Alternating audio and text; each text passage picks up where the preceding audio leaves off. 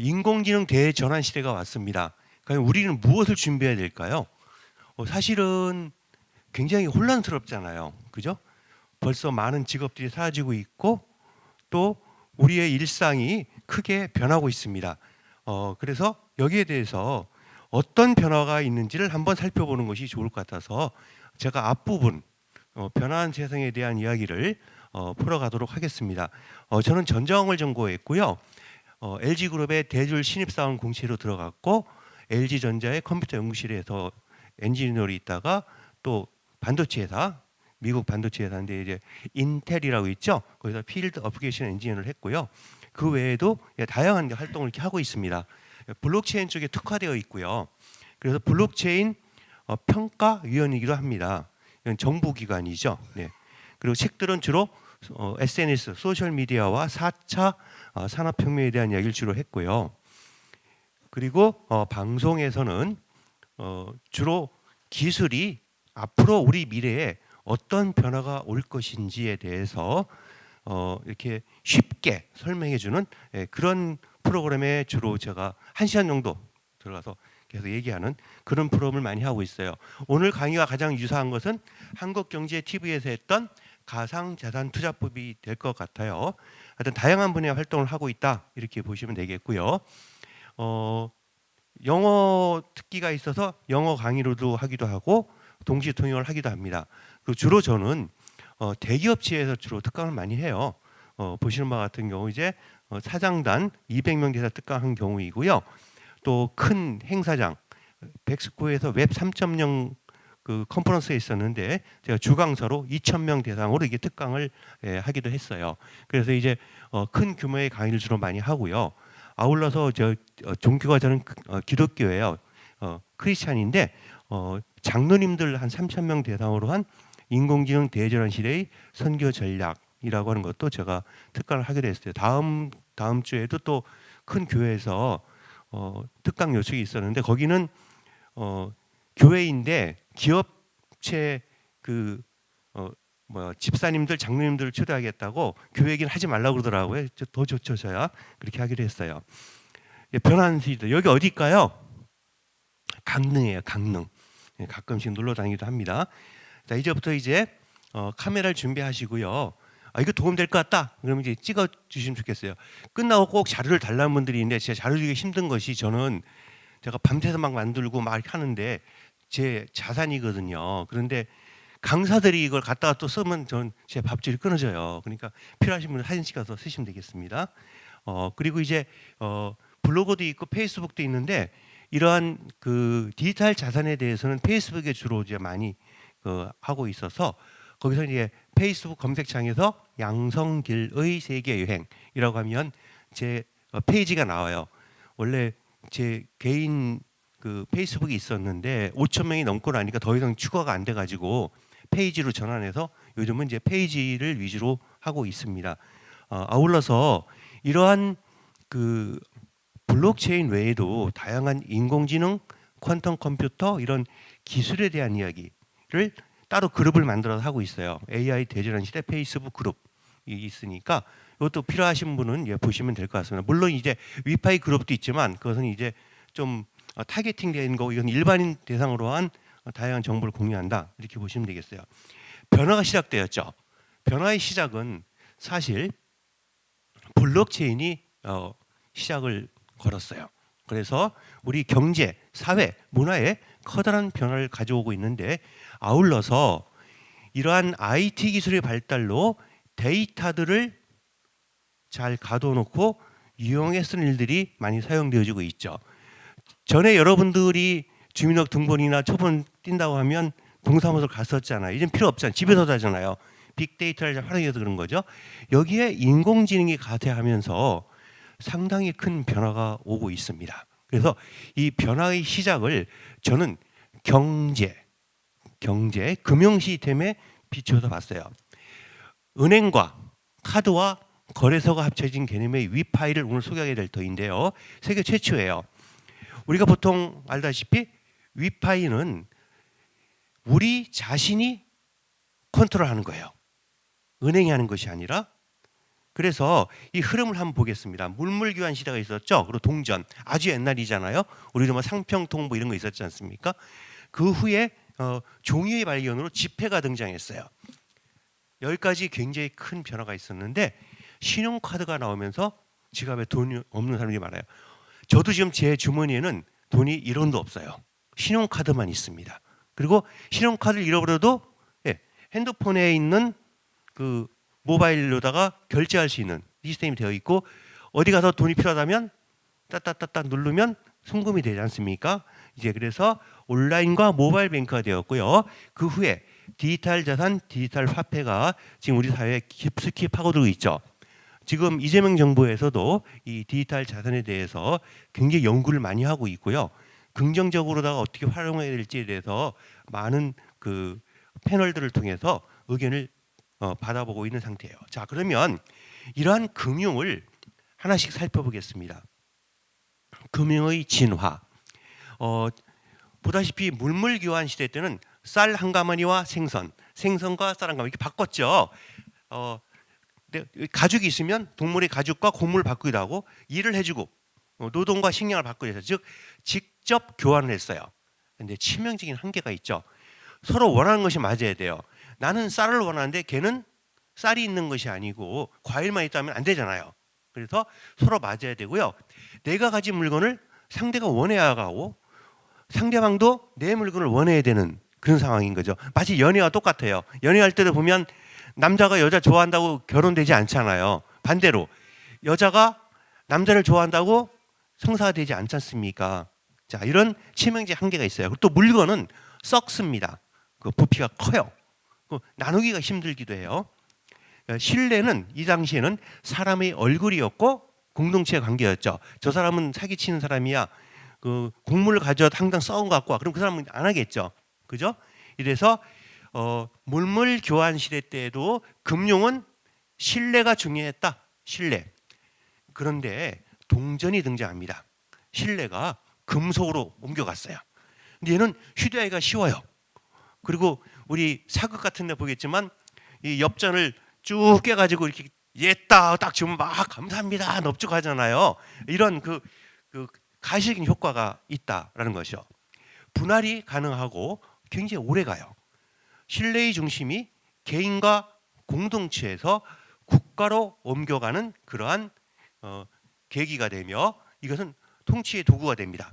지폐. 이제 종이가 나왔죠. 신뢰가 종이의 위에 있는 약속으로 변하게 됩니다. 이것이 1원이야 그럼 1원, 5만 원이야 그럼 5만 원. 5만 원 한다고 지금 얼마가 되는지 모르겠습니다. 이미지 한번 가져왔는데 꽤 많을 것 같아요. 아마도 한 400만 원 되지 않을까 하는 혼자 생각을 해보는데요. 이 지폐 덕분에 경제가 폭발적으로 성장을 하게 됩니다. 이때 거래 비용은 줄게 되고 이동이 쉬워지고 시장이 커졌죠.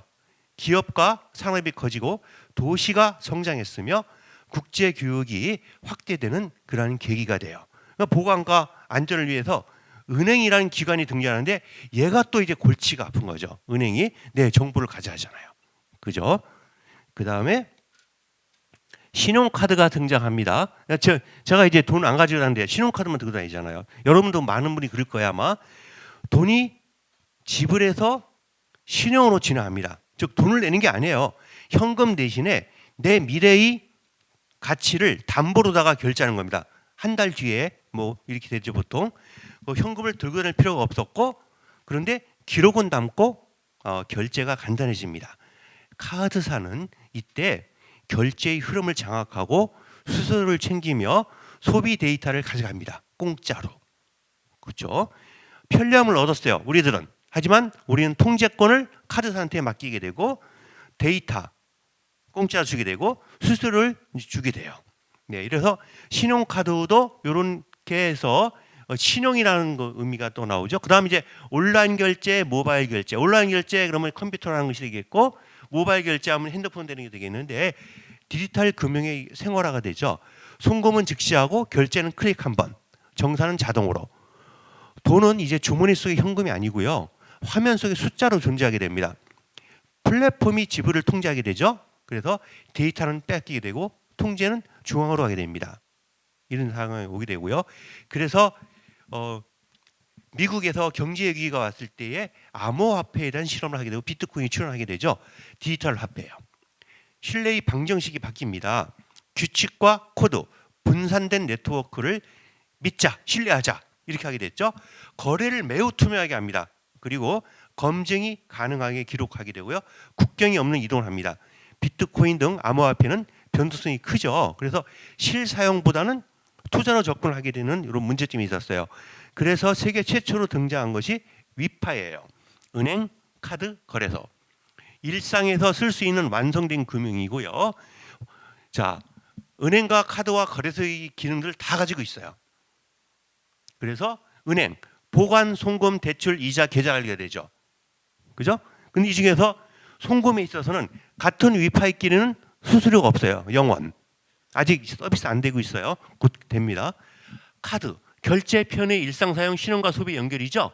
그런데 이건 이미 실행이 되고 있고요. 거래소 곧 오픈되는데 자산의 교환, 유동성, 시장 접근, 다양한 디지털 자산의 변환 이런 것들이 이제 기본적인 것들인데 편리함은 유지하는데 통제권이 누구한테 있냐면 사용자인 여러분들에게 있는 거예요.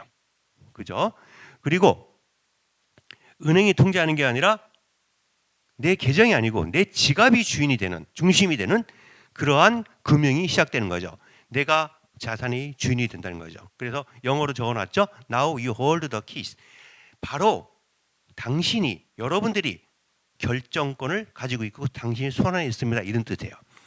자, 그래서 세 가지의 챕터로 이제 진행이 되는데 앞에 1, 2는 이제 제가 다루게 되고요. 세 번째는 문재능 대표께서 다루게 됩니다. 첫 번째는 인공지능 이야기예요. 우리 앞에 이미 도착해 있는 미래입니다. 여러분들 요즘 궁금한 거 있으면 인공지능한테 물어보죠. 무료나 유료로다가 이미 도착해 있어요. 기술은 조용히 스며들었어요. 근데 영향력은 생각보다 깊고 빠릅니다. 사실 여러분들이 질문하고 답을 하는 과정 속에서 그 빅데이터를 도둑질 당하고 있어요. 누구에게? 인공지능 회사들에게. 그렇죠? 이런 것이 이제 최근에 이재명 정부가 얘기하는 소버린 AI, 즉 주권이 있는 AI를 만들어야 됩니다. 이런 것에 대한 시작점이 되었죠. 그리고 몇 년 후에 추억이 될 인공지능 활용이 우리 생각해 보게 되는데 한 3, 4년 뒤에 그땐 그런 방식으로 인공지능을 썼지 이렇게 할 것 같아요. 우리가 지금 천리안, 하이텔, 라운드리 썼던 분들도 이분이 계신 것 같아요. 그땐 그랬어요. 그때는 글자밖에 안 됐단 말이죠. 그죠? 이와 똑같이. 그 다음에 두 번째는 금융시장의 세계질서 개편입니다.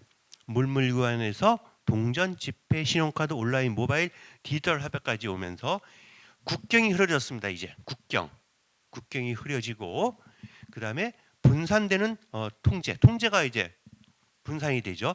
국경이 흐려지는 것 중에 하나가 이제 2부에서 설명드리겠습니다. 와이즈라고 하는 앱이 있는데 그것은 기존 은행을 통해서 송금하는 것보다 훨씬 더 싸게 송금할 수 있는 솔루션이에요.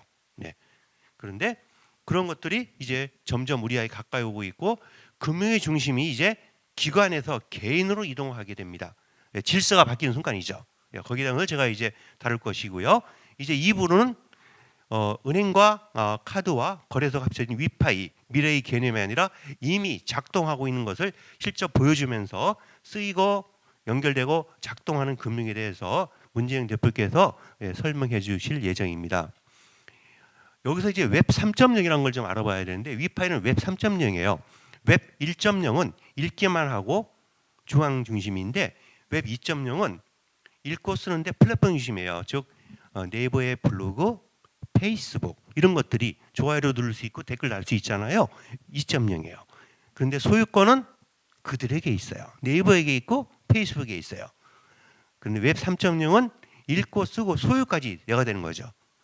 즉 내 손에 들어와 있는 이러한 자산은 내가 관리해야 되기 때문에 비번을 잃어버린다고 하면 누구도 찾아주지 않아요. 이런 것은 있어요. 그래서 인공지능은 이제 새롭게 전개되는데 이제부터는 알아야 할 시대의 언어가 되었어요. 그래서 지금 배우는 인공지능 한 조각이 내일의 큰 그림이 된다 이런 얘기죠. 어떤 사람에게는 인공지능이 위기이기도 합니다. 그래서 인공지능 덕분에 일자리를 잃었던 사례가 최근에 콜센터에서 있었죠. 국민은행에서 어느 날 갑자기 해고 통보서를 냈는데 15일 내에 200명 나가주세요. 그리고 인공지능 채용하겠습니다. 그랬어요. 이번에 CES에서 현대자동차가 로봇을 발표했는데 전 세계가 깜짝 놀랐어요. 그 이유는 그 로봇에 들어간 모든 부품들이 자동차 것과 호환할 수 있게끔 만들어 놔서 부품가를 엄청 다운시켰어요.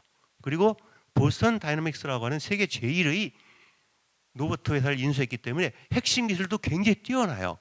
근데 얘네들이 24시간 일을 해요. 유지비는 3,000원 정도.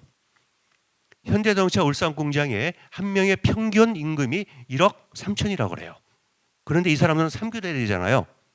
그럼 1억 3천 곱하기 3. 한 거보다 3천만 원씩 싸겠죠. 노조가 난리 났습니다. 얼마 전에 발표했죠. 노조의 승인 없이는 단 한 대의 인공지능 로봇도 들을 수 없다. 막 그러니까 대통령이 나서서 얘기했어요. 그건 말도 안 된다 했죠. 지금 어떻게 바뀔지 몰라요. 인공지능이 위기인 이야기였어요. 하지만 기회인 사람이 생기고 있습니다. 자, 앞장에 지금 그린 거 있죠. 인공지능이 그린 거예요. 서울시 사진 막 해놓고 남산타워 좋은 것 같다고 놔두고 우리 이러한 앞으로 바뀔 경제에 대해서 오버랩에다 멋지게 그려줘 하고 몇 번을 주고받고 해서 마지막 나온 이미지죠. 그렇게 하기도 했어요.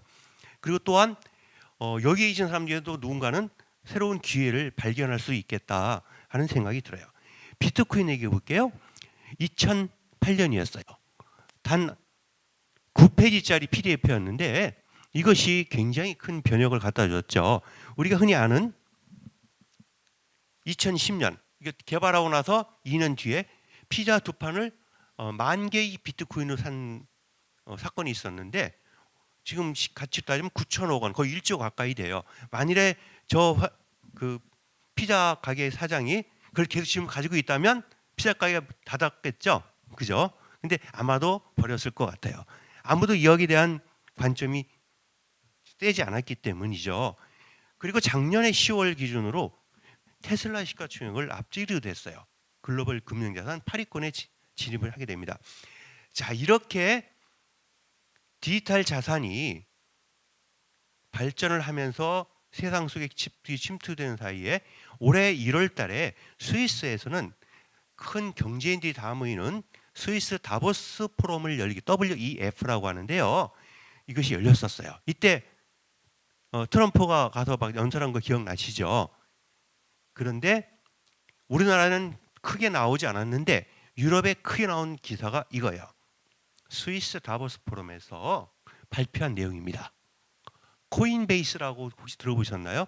굉장히 큰 그 거래소인데 거기에 CEO 브라이언 암스트롱이 거기서 발표하면서 이런 얘기를 했어요. 내가 만난 20여 개의 글로벌 대형 은행들은 이제 암호 자산을 주변 기술로 인식하지 않습니다. 결제, 수탁, 정산 등 핵심 수익구들을 직접적으로 위협하고 있는 실질적인 은행의 경쟁자입니다라고 했던 거죠. 은행들이 지금 난리가 났어요. 그래서 우리가 이러한 암호 자산을 배척할 것이 아니라 사들이거나 우리 자체를 빨리 개발하겠다. 두 번째는 스테이블 코인과 자산의 토크나 탈중앙화게 된 블록체인 결제 인프라는 전통적인 은행 인프라의 역할을 빠르게 대체하고 있다. 놀라운 거죠. 금융의 중심축이 근본적으로 이동한다고 누가 얘기했다고요? 큰 글로벌 대형 은행의 은행장들이 얘기한 거예요. 중심축이 바뀌고 있구나. 그래서 금융의 미래는 은행과 블록체인을 연결하는 새로운 금융이 될 것이다 라고 얘기했는데 놀랍게도 이것을 1년 전에 한 회사가 위파예요. 이 사람은 위파가 있는지도 모르고 얘기한 거예요. 지금 세상이 이렇게 변할 것이다. 그래서 지금부터 약 5년간 2030년까지는 미국의 기축통화가 크게 흔들릴 가능성이 매우 높다고 그래요. 그래서 은행에 대해서 살펴봅니다. 1막은 전통은행이에요. 우리가 얘기하는 뭐 하나은행, 국민은행, 농협 이런 것이 되겠죠.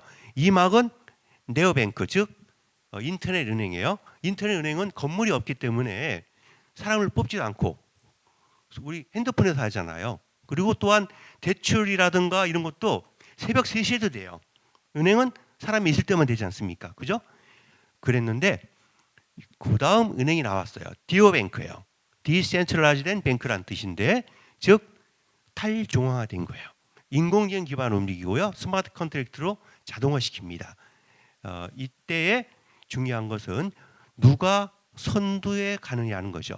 먼저 시장에 진입한 데가 유리할 것인데, 많은 사람이 예측하기를 선두권 5개 플랫폼이 글로벌 거래량의 70%를 장할 것이다. 그래요. 이것은 이제 설명을 하지 않을 건데 이런 용어들이 있다. 필요하신 분만 사진 찍으라고 제가 정리해놨어요. 미래 금융 용어에서는 네오뱅크, 디오뱅크, 셀프 커스터디, 온체인 이런 것이 있어요.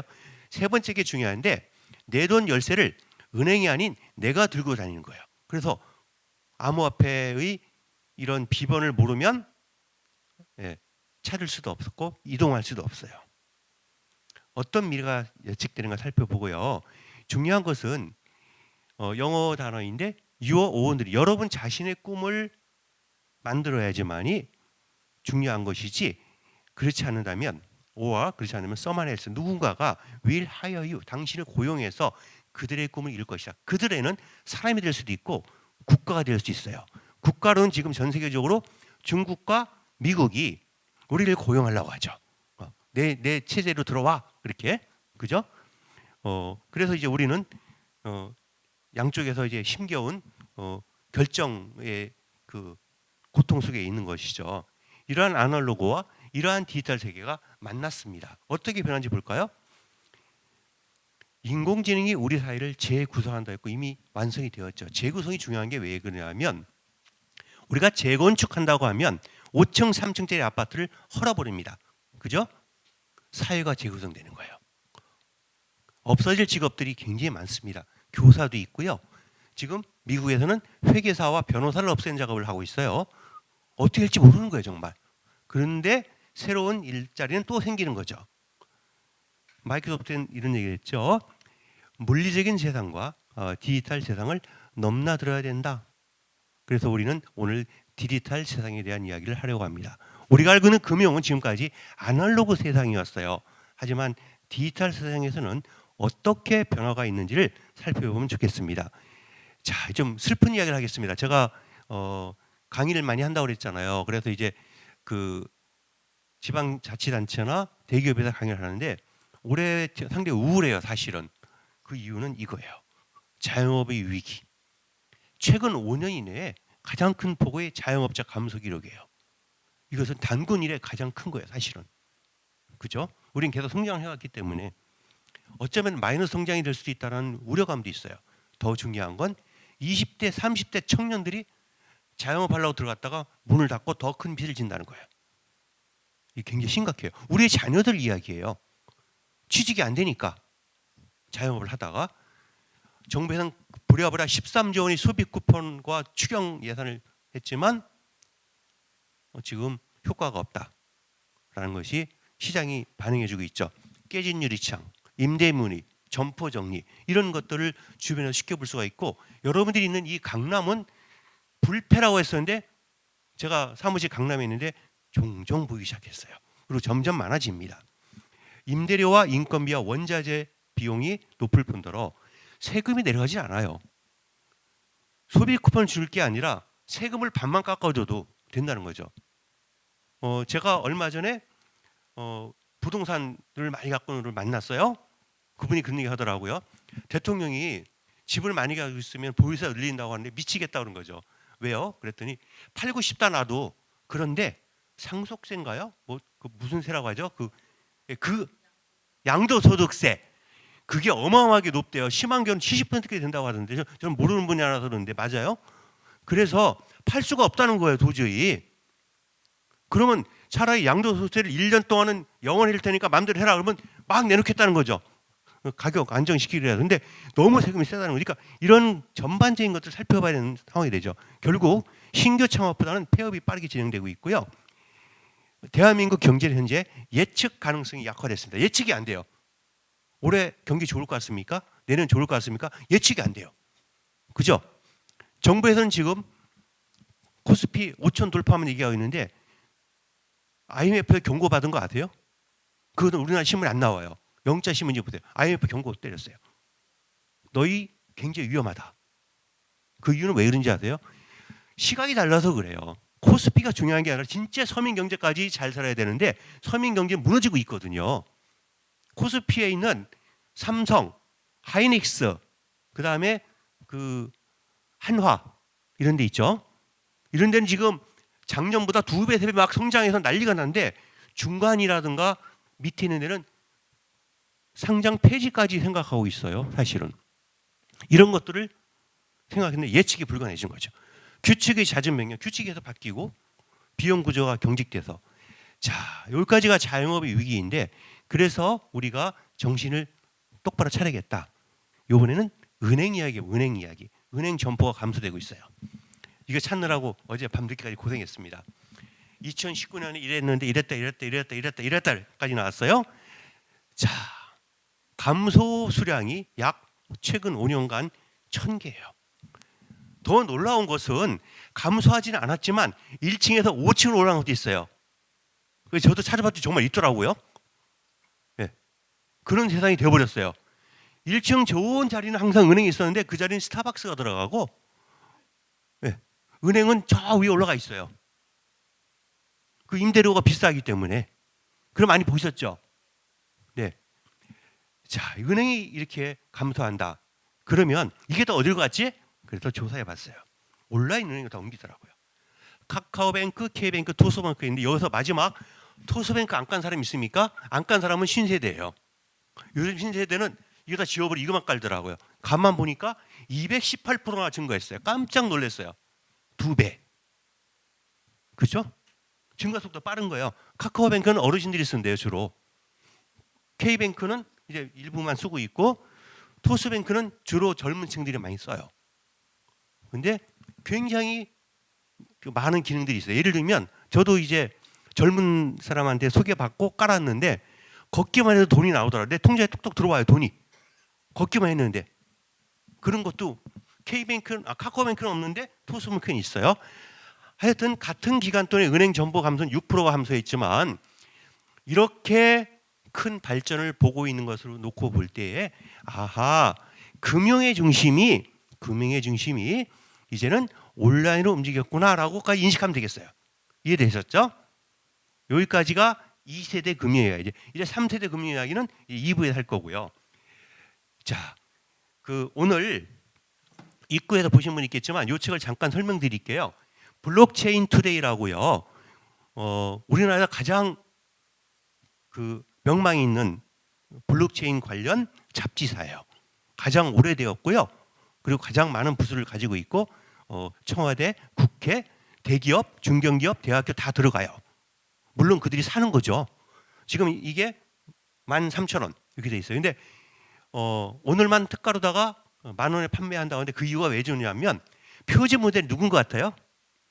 위파이를 만든 리브 콜린스예요. 리브 콜린스는 우리가 아는 스테이블 코인 USDT를 처음으로 만든 사람이에요. 당연히 내용을 펼쳐보면 이 안에 커버 스토리가 나오겠죠. 그리고 특징적인 것은 여기 일본어도 나와 있어요. 일본에서 벌써 300건 주문이 들어왔어요. 그래서 요새는 이렇게 한글도 그 나라 말로 볼 수 있는 앱들이 많이 있지 않습니까? 그래서 요거 보시면 되겠고요. 그러다 보면 이러한 암호화폐나 이 비트코인에 대해서 우리가 공부해야겠다 하는 생각이 들게 되죠. 저는 공부하지 않고 그냥 뭐가 좋아요? 투자했으면 이런 사람들 별로 안 좋아해요. 그래서 제 주로 친구들한테 이런 과정을 소개했어요. 블록체인과 인공지능 융합, 포스텍 아시죠? 포항제철 그룹, 포스텍에서 운영하는 블록체인 디지털 자산 전문가 과정인데 이번에 10기를 모집한다고 그래요. 혹시 관심 있는 분들은 돈 내고 배우세요. 그게 제일 좋아요. 카더라 말고 진짜. 그래서 저희 친구들도 이 듣고 나서 정말 소개해서 고맙다. 밥 살게. 이걸 여러 명 들었어요. 그래서 아무튼 이건 잠깐 지난 일 얘기를 한 거고요. 놀라운 기사가 이 블록체인 투데이에 실렸어요. 비자 암호화 카드 결제가 5배 이상 525% 증가됐다라는 기사예요. 암호화폐 실사용이 폭발적으로 성장하며 블록체인 프로젝트는 비자 카드와 제휴를 하는 것이 일상화되었다는 거죠. 위파이 같은 이러한 솔루션들이 비자 카드와 결합하면서 전 세계 비자 가맹점에서 즉시 사용하는 솔루션이기 때문에 이것이 앞으로 크게 성공할 것 같다라는 내용을 아까 블록체인 투데이에 실었어요. 그래서 제가 블록체인 투데이에 설명한 거고요. 이제 우리는 관점이 전환을 해야 돼요. 아날로그와 디지털을 넘나드는 훈련을 해야죠. 아날로그만 있어서는 안 된다는 거예요. 디지털 세계 눈에 보이지 않지만 인지하여야 되고요.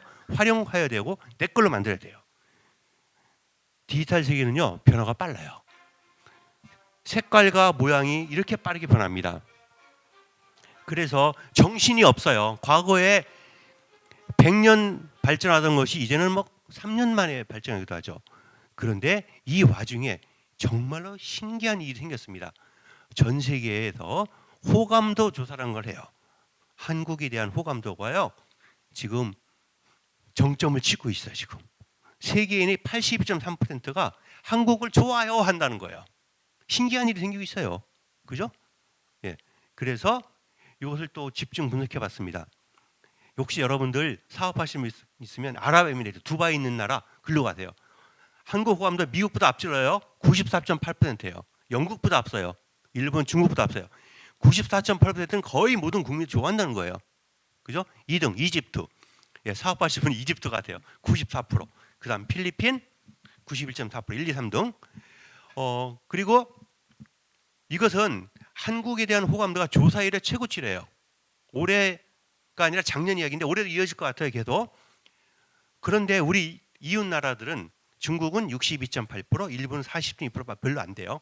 근데 이게 어쩔 수가 없는 건데, 그런데 전년 대비 상승한 거예요. 일본 같은 경우는 과거에 한국에 대한 호감도가 20%밖에 안 됐어요. 근데 최근에 젊은 사람들이 한국에 대한 호감도를 막 이렇게 넘어오면서 퍼센테이지가 40.2% 올랐죠. 여기에는 문화 콘텐츠의 힘이 컸다고 그래요. K-팝, 드라마, 영화, 예능 이런 것 때문에. 그런데 우리가 우리를 볼 때, 우리 한국 사람이잖아. 너 한국 사람 좋아하니 할 때, 좋아. 한 사람 60.4%가 안 돼요. 외국인들은 막 좋아하는데 우리는 안 그렇다는 거죠. 네, 한국인은 한국을 덜 좋아한다. 그리고 또 호감도가 9% 이상 상승한 두 나라가 있는데 태국과 영국이에요. 신기하게도. 그래서 한국이 다시 조명받고 있습니다. 여기 지금 어디냐면 세빛둥둥섬인데요. 여기서는 지금 세계적인 패션쇼가 열리고 있고 저녁이 되면 불화성을 이뤄요. 그런데 중국인들이 아니라 유럽인들, 미국인들이 많이 있습니다. 한번 가보시면 좋겠고요. 부산도 마찬가지죠. 자, 이제 우리 상상에 대한 얘기를 해볼게요. 이정문 화백이라는 사람이 1965년도에 이런 그림을 그렸어요. 65년도는 이럴 때예요. 서울 명동. 예, 길에 막 다니다가 강아지도 있죠. 예, 아무 데서나 엄마 쉬 그럼 바지 내려주고 이럴 때란 말이에요. 명동에서. 그리고 그때 다이얼 전화기가 나올 때예요. 이렇게. 이때에 이 만화가가 이런 상상을 했어요. 만화를 실었죠. 앞으로 35년 뒤에는 전기자동차가 나올 것이고 텔레비도 안 나왔을 때인데 전파신문을 보게 될 것이야. 스티브 잡스보다 먼저 이런 생각을 했죠. 텔레비전과 전화기 합쳐서 빨리 와 이런 게 생길 것이야. 스마트폰이. 이런 상상을 하게 되었습니다. 이런 상상을 받던 그 당시에 학생들이 삼성을 가고 LG를 가고 현대를 가고 대우를 가고 또 중견기업을 들어가기도 하고 공무원이 되면서 대한민국을 쑥 성장시켰어요. 지금은 상상 어떻게 하죠?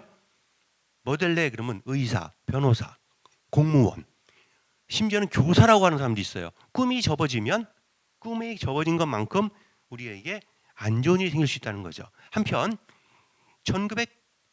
1995년도에 상상의 힘을 볼게요. 이때 이것은 이제 경향신문에 나왔던 건데 미래를 생각하면서 95년도에 2015년을 생각하면서 엄마는 왜 그들이 고생만 하셨을까요? 이런 제목이었어요. 근데 실제로 이렇게 됐죠. 남녀 관계 그 당시는 남자가 어디 여자가 그러면 네 그럴 때란 말이에요. 여보 물 그럼 물 갖다 주고 그럴 때예요. 그런 시대가 있었다는 것을 아는 사람들은 나이가 드신 분이고 그런 시대가 있었어. 미개하게 그러면 젊은 사람들이에요. 그리고 요리 청소는 취미 활동이다. 가사내동은 줄어들 것이고 외식 산업이 그 당시 외식의 대표적인 것은 짜장면이었어요. 그리고 놀랍게도 전통 음식은 귀한 맛, 천재가 깔려 있었는데 귀한 맛 지금 그렇게 되고 있죠. 네, 이러한 일들이 예측하면서 우리가 생기는 건데 올해 예측한 2년, 10년 뒤와 20년 뒤 영어로 된 것들을 쭉 찾아가지고 제가 요점만 정리해봤어요. 요점만. 그런데 다 필요 없고 이 중에서는 제가 딱 눈여겨봤던 것이 2035년 인공지능과 가상화폐가 중심에 서게 될 것이라는 한 단언이었어요. 그리고 또 20년 뒤에는 인공지능 동료와 협업하는 것이 일상화될 것이다. 디지털 트윈, 네, 이런 것들. 그래서 이러한 것을 살펴보면서 우리는 혁명이라는 단어를 생각해야 되는데 4차 산업혁명은 바로 전기, 컴퓨터 이런 것들이 해당이 되죠. 그래서 1차 산업혁명은 전기의 발명으로 영국에서 시작되었고요. 그리고 2차 산업혁명은 식민지였던 미국이 전기 발명으로 지금까지 미국이 잡고 있죠. 3차 산업혁명은 컴퓨터, 인터넷, 반도체의 발견이 시작되었는데 제가 본의 아니게 이 업에 다 있었어요. 제가 처음에 컴퓨터 관련된 그 LG전자에 있었죠. 그리고 이제 그 반도체 인텔에 있었고 그 후에 나 사업한 게 주로 인터넷 쪽이었어요. 자, 4차 산업혁명 핵심 기술이 이렇게 쭉 있는데 이 중에서 오늘 소개할 것이 관련된 것은 블록체인이라는 기술과 빅데이터 그리고 인공지능 이것이 세 가지가 어떻게 세상을 바꾸는지를 살펴보도록 하겠습니다. 세상이 바뀌고 있어요. 중국에서는 거지들도 QR코드로만 받죠. 그래서 위챗피 이런 걸로 받지 않고 현금을 주면 햇빛에 비춰본다 그래요. 이 진짜인가 가짜인가. 근데 대부분 가짜래요. 그래서 중국에서는 가짜 돈 처분하는 방법이 거지한테 주는 거라는 거죠. 그러니까 거지도 안 받는다고 아예 노 캐시 그리고 저 QR코드만 이렇게 하고 있죠. 한편 이건 이제 앞으로 우리 한국에서 벌어질 상황들을 미리 보는 거죠. 명동과 강남에 설치가 되었어요. 아니라 가상자산을 바로 현금으로 뽑을 수 있는 기계가 설치된 곳도 있습니다. 가상자산이 사실상 화폐처럼 쓰이고 있는 건데 그 실태를 취재한 노동교 기자 리포트 먼저 보시고 이야기 더 이어가겠습니다. 외국인도 많이 찾는 서울 남대문 시장엔 별난 현금 출납기가 있습니다. 비트코인이나 테더 같은 가상자산을 넘기면 시세에 맞춰 현금이 나오는 겁니다. 한 환전업체가 정부의 규제 예외 허가를 받아 외국인을 대상으로 운영 중입니다. 외국에서 코인 환전 경험이 있는 관광객들이 이용합니다. 한 일주일에 한 9세. 근데 이미 위파이가 이것을 현실화시켰어요. 그래서 블록체인과 인공지능이 만났기 때문이고 이건 탈중앙으로 처리됩니다. 한편 암호화폐와 디지털 자산 놓고 보면 트럼프를 의식할 수가 있는데 대통령이기도 하지만 이 사람은 부동산 재벌이었잖아요.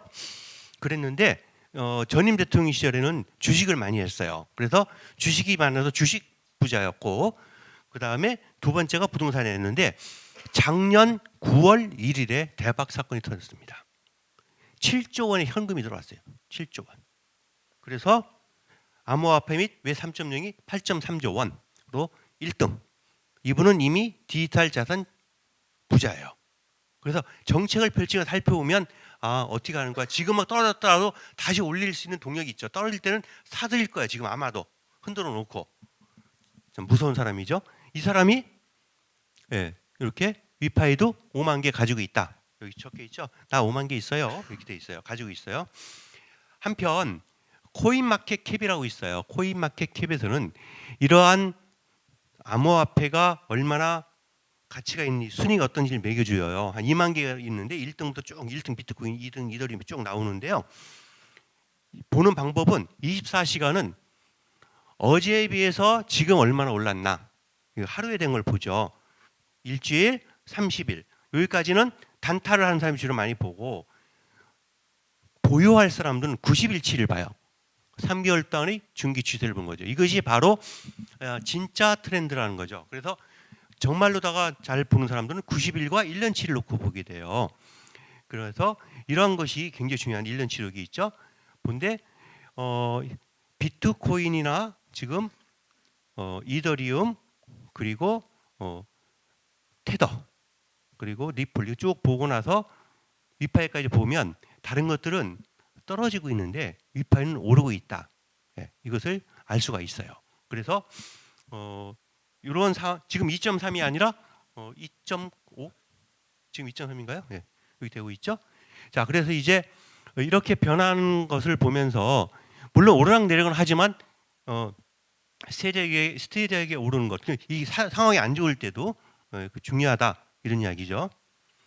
연금으로 넘어. 여러분들이 혹시 연금으로 먹고 살겠다 사람이 있을 수 있는데 2041년 이후에 참 어려워요. 지금 오래 남은 것 같지만 오래 안 남아서 그때 우리 살아 있을 거예요. 여기 있는 사람은 거의 대부분이 살아 있을 거예요. 그렇죠? 연금, 적자, 전환. 근데 이게 더 빨라진다 그러죠. 연금을 갖다가 지금 달러 방어에 썼잖아요. 그 달러 가치가 이제 너무 올라가니까 전 세계에서 연금을 건드린 나라 최초를 돼버렸어. 우리가 본의 아니게. 그건 국민 건데 국가 것이 아닌데 그래서 환율 방어했죠. 그래서 이게 잘 되면 괜찮은데 잘못될 경우에는 이게 기간이 짧아지는 거죠. 점점. 네. 한편 저출산이 심화되고 고령화가 가속되면서 내는 사람은 줄고 받는 사람이 늘어나는 이런 구조가 되기 때문에 연금 어려울 수 있다. 그래프로 보겠습니다. 이렇게 돼 있어요. 그죠? 이걸로 보면 더 심각하죠. 결국 앞으로 연금이 아니라 내가 평생 먹고 살 게 뭔지를 찾아야겠다. 이런 상황을 하게 돼요. 제가 지난번 강의할 때는 소개 안 했는데 그 사이에 미국에서는 CES가 있었어요. 간단히 넘어가 보겠습니다. 이건 CES의 주제는 이렇게 많았어요. 많았는데 이 중에서 핀테크가 오늘 얘기한 것과 이제 주제가 비슷하죠. 그 다음에 CES 올해 10대 트렌드가 이렇게 있어요. 1, 2, 3, 4, 5, 6, 7, 8, 9, 10 이렇게 되어 있는데 이 각각을 놓고 보면서 우리 삶이 앞으로 5년, 10년 뒤에 어떻게 변할지를 상상해 보면 좋겠어요. 그래서 두 개를 나눠서 한번 설명드리면 게임 체인저. 이 게임 체인저는 그 말 그대로 룰이 바뀐다는 거예요. 룰이. 인공지능, 로봇, 공간형 컴퓨터, 스페이스 테크 이런 것들인데 이것은 이렇다 하고 설명만 드린 거예요. 필요하신 분만 찍으라고 넘겨드릴게요. 그 다음에 스마트 홈, 디지털 헬스, 모빌리티, 라이프 스타일, 핀테크, ES인데 핀테크에 이제 우리가 해당이 되는 거죠. 그래서 생각지도 않게 이렇게 많은 신제품들이 많이 나왔는데 여기서 우리와 해당되신 것 중에 하나가 첫 번째 삼성전자가 요새 퀀텀 컴퓨터가 비트코인 암호를 캘 수 있다고 막 그러잖아요. 그걸 막을 수 있는 게 양자 내성 컴퓨터에 세계 최초로 나왔어요. 양자 내성 암호를 탑재한 보안 칩이 미국이나 유럽이나 영국이 아니라 대한민국의 삼성에서 나왔다. 이것은 관심 있게 봐주세요. 다른 건 몰라도 보시면 되겠고요. 결국은 노하우보다 더 중요한 건 노웨어이죠. 어디에 길이 있는가 살펴보는 거예요. 오늘 그 길이 여러분들에게 도움되면 좋겠고요. 스마트폰이 신인류의 탄생을 가져온다고 하죠. 왜냐하면 앞으로 은행은 내가 가지고 있는 스마트폰에 모두 해당이 될 거예요. 그래서 이것을 관심 있게 보면 되고요. 네, 미래는 자신의 꿈이 아름답다고 믿는 사람들의 것이다. 그래서 적어놓은 거고요. 그리고 내일을 실현하는 데 있어서 유일한 한계는 오늘의 의심이다. 의심하지 말자고요. 정말 제대로 한번 배워보고 이제 그 2부를 진행할 때에 그 간단하게 유파에 대한 설명을 할 거예요. 이거 특징 중에 하나는 레퍼럴 시스템이 있어요. 레퍼럴 추천 시스템. 이것을 선보였던 회사가 아마존이라는 회사가 있습니다. 들어보셨나요? 아마존이 처음에 딱 나왔을 때 이러한 쇼핑 사이트들이 많이 있었는데 후발주자예요. 그런데 이렇게 얘기를 했죠. 우리 걸 소개해주면 이 밑에 네 추천 코드로다가 산 사람 것을 살 때 몇 퍼센트 너한테 줄게 그랬던 거죠. 아마존. 쿠팡도 그런 게 있어요. 그죠? 테슬라도 있어요. 근데 이렇게 그 레퍼럴 시스템, 추천 시스템으로 하고 있다라는 것이 새로운 마켓이고요. 그 다음에 이것은 이제 제가 이제 자주 이해하는 건데 생각의 전환이에요. 굉장히 긴 한 10m 되는 미끄럼틀이 있는데 공을 땅 차는 걸 잡을 수 있을까 내려가서?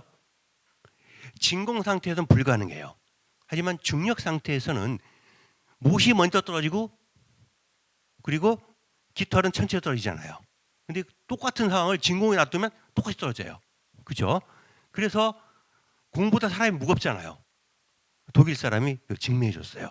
대신 배는 매우 뜨겁고 거의 화상이 입을 정도로 되죠. 살펴보겠습니다. 네, 걱정과 근심이 있으면 툭 차세요. 공. 많은 사람이 저를 못 잡으면 생각했는데 배가 막 뜨겁대요. 예, 그래 올라가서 걱정 의심을 발로 차 버리는 겁니다. 지금 마음 바꾸세요. 그러면 기회가 온다는 거죠. 여러분들이 기회를 가지면 좋겠고요. 요즘 쥐가 많이 영리해졌죠. 그래서 고양이도 공부한답니다. 쥐 잡는 법, 쥐 잡는 법, 쥐 잡는 법. 공부하지 않으면 잡을 수가 없대요. 오늘 공부한다 생각하면 되겠고, 준비가 되었으면 2부를 담당할 우리 문재인 대표를 박수와 함께 모시겠습니다. 감사합니다.